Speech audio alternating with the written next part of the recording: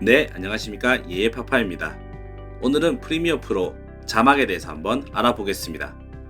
자막은 영상을 표현할 때 우리가 시각적으로 전달하기 위한 도구 중에 하나입니다. 특히 이 자막은 프리미어 프로 같은 경우에는 굉장히 잘 되어 있다고 볼 수가 있겠습니다. 자막을 표현하는 방법이 몇 가지가 있는데 그 중에 가장 쉬운 방법부터 한번 배워보도록 하겠습니다. 먼저 메뉴 상단에 있는 패널 레이아웃으로 갑니다. 거기에서 그래픽 패널을 선택하여 줍니다. 우측에 사이드 메뉴가 하나 뜨게 되는데 여기 쭉 보시면 기본 그래픽이라고 해서 다양한 자막을 볼 수가 있습니다. 이 자막은 템플릿이라고 해서 기본으로 제공되어지는 것들을 우리가 드래그해서 형식으로 사용할 수 있습니다.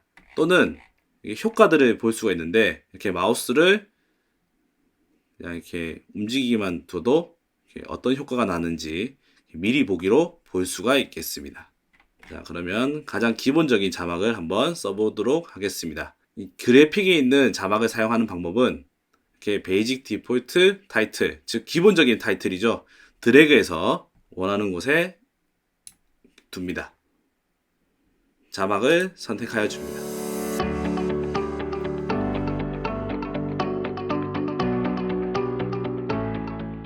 타이틀이라는 자막이 있고 여기를 선택하면 이 글자에 대한 설정 값들을 여기서 다 할 수가 있습니다. 뭔가 복잡해 보이지만 사실은 하나하나 의미가 있으므로 하나씩 살펴보도록 하겠습니다. 이 타이틀을 수정하고 싶을 때는 여기 뷰 창에 타이틀 여기 텍스트를 더블 클릭해서 수정합니다. 자, 그런데 제가 한글로 이렇게 작성했을 때는 바로 들어가지 않습니다. 프리미어 프로 같은 경우에는 자막을 한글로 사용했을 때 반드시 상단에 한번 거쳤다가 들어가는 방식입니다. 내가 이 안자를 표현하고 싶으면 다시 스페이스를 누르면 이렇게 화면에 나타납니다. 그래서 한글을 사용하시는 분들은 밀려서 나온다라고 생각하시면 편하실 겁니다. 그런데 보시면 알겠지만 이렇게 제가 한글을 썼음에도 불구하고 한글이 나오지 않습니다. 이 경우에는 한글 폰트로 설정을 해줘야 됩니다. 자, 한글 폰트 설정하는 걸 해보겠습니다. 먼저 여기 텍스트들을 모두 더블 클릭해서 빨간색으로 영역 설정을 해줍니다. 그리고 나선 우측 사이드 메뉴에 중앙에 보시면 텍스트 소스 산스 프로라고 지금 폰트가 설정되어 있는데 이 폰트를 다른 폰트로 바꾸어 줍니다. 쭉 내려가면 이렇게 한글 폰트들이 여러 개 있는 걸 볼 수가 있을 겁니다. 한글 폰트 구분하는 방법은 우측에 서체 견본이라고 한글로 나와 있습니다. 영어 폰트들은 또는 한문 폰트 또는 일본어 폰트들은 이렇게 각각의 언어에 맞게끔 나와 있습니다. 한글 폰트는 한글로만 이렇게 사용할 수 있다는 점 확인하시기 바랍니다. 자, 그러면 저는 한글 폰트를 한번 설정해 보겠습니다. 네, 한글이 나왔죠? 제가 좀 전에 말했듯이 프리미어 프로는 자막이 굉장히 잘 되어 있습니다. 어떤 점이 잘 되어 있느냐? 다른 프로그램에 비해서 자막의 텍스트 폰트를 이렇게 즐겨찾기로 표현할 수가 있습니다.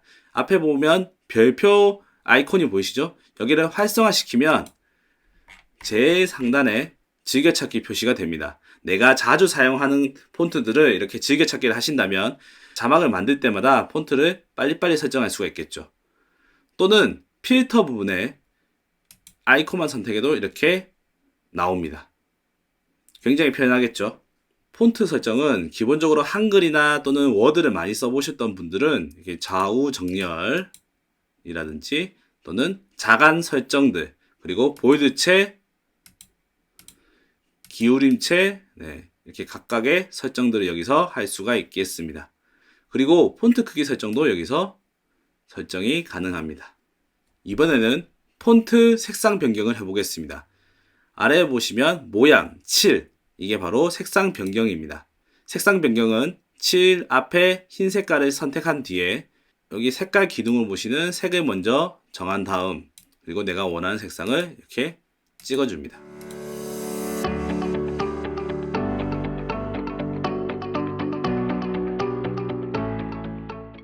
그렇게 해야지 색상이 변경이 됩니다.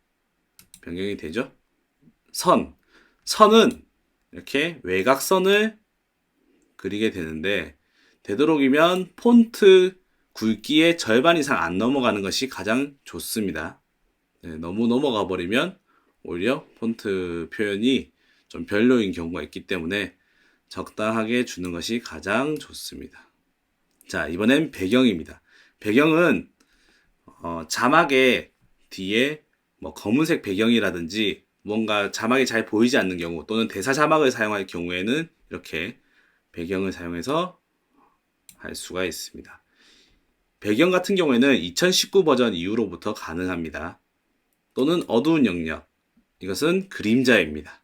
자, 기본적인 텍스트 설정이었습니다. 자, 이렇게 텍스트 설정을 다 하고 나면 위치 변경을 할 차례입니다. 위치 변경은 지금 이 뷰창에 보시면 빨간색 텍스트 박스로 되어 있는데, 빨간색 텍스트 박스는 텍스트를 수정할 때 사용하는 것이고, 툴박스의 선택 도구로 선택하면 이렇게 파란색 텍스트 박스로 이렇게 위치 이동이 가능합니다. 빨간색이냐 파란색이냐에 따라서 그 기능이 다를 수 있다는 점 반드시 확인하셔야 됩니다. 다시 내가 수정하고 싶으면 여기 툴박스에 T를 누르시면 이렇게 수정이 가능하고, 또는 이렇게 선택 도구를 선택하시면 위치 수정이 가능합니다. 또는 더블 클릭 눌러도 바로 수정이 가능합니다. 자, 그런데 제 화면을 보시면 이 화면에 무언가 테두리가 있는 걸 볼 수가 있을 겁니다.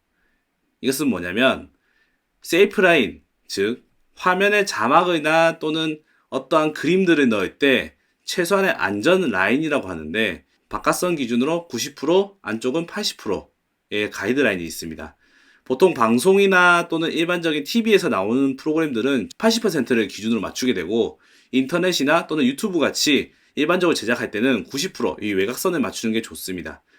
내가 영상을 만들고 나서 다른 곳에 상영을 하거나 또는 만든 영상을 보여줄 때 그 보여주는 곳에 따라서 TV나 또는 프로젝터들이 다 해상도가 다를 수가 있습니다. 그럴 때는 화면의 일부가 나오지 않는 경우가 있습니다. 그것을 최소한으로 보존하기 위해서는 이렇게 세이프 라인을 해주는 것이 가장 좋습니다. 유튜브 제작하시는 분들이라면 자막을 반드시 여기 90%로 지정하는 것이 좋습니다. 왜냐하면 화면에 이렇게 마우스를 올릴 때 이렇게 플레이 바가 올라가게 되죠. 그러면 자막이 가리게 됩니다. 그래서 여기 세이프 라인을 지켜주시면 그게 올라가더라도 이 자막은 온전하게 잘 보일 수 있다는 것이죠. 뭐 한글판으로는 보호 여백이라고 하는데, 자, 이 보호 여백 설정하는 방법은 뷰창의 아래쪽에 플러스를 버튼을 눌러줍니다. 그러면 중간에 보시면 보호 여백이라고 있습니다. 드래그 앤 드랍을 해줍니다. 그리고 확인, 그리고 활성화를 시켜주시면 되겠습니다. 편집할 때부터 이걸 아예 켜고 작업하는 게 훨씬 더 편하겠죠. 자, 이렇게 자막은 기본적으로 활용할 수가 있습니다. 자막도 마찬가지로 여기 위에 레이어에 붙게 되는데, 이 자막 클립이 나온 만큼 자막이 나오게 됩니다. 자막의 길이가 이만큼이면 화면에도 이만큼 노출이 되는 것이죠. 그래서 내가 원하는 만큼 이렇게 작업을 하시면 되겠습니다.